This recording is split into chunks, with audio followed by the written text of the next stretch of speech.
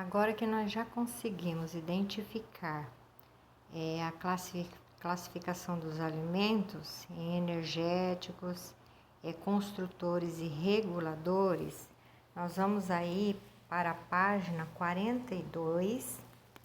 Vocês observem aí no quadro o que está pedindo.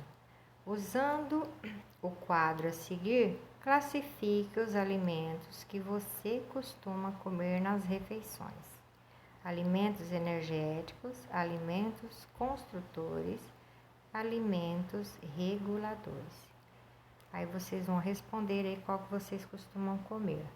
Na B, observando o quadro, responda: você come todos os tipos de alimento na mesma quantidade? A C, qual grupo de alimento você come mais? A D, considerando que você está em fase de crescimento, qual grupo de alimentos deve ser priorizado em seus hábitos alimentares? Então, vocês já sabem aí quais são os alimentos, né? Os energéticos, esses contêm açúcar, que são pães, massas, bolos, doces, bolachas, manteiga, óleo, né?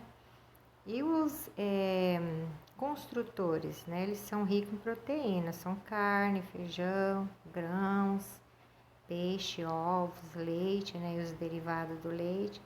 E os reguladores são as frutas, os legumes, verduras, né? Então, façam aí a leitura novamente e respondam aí as questões, tudo bem?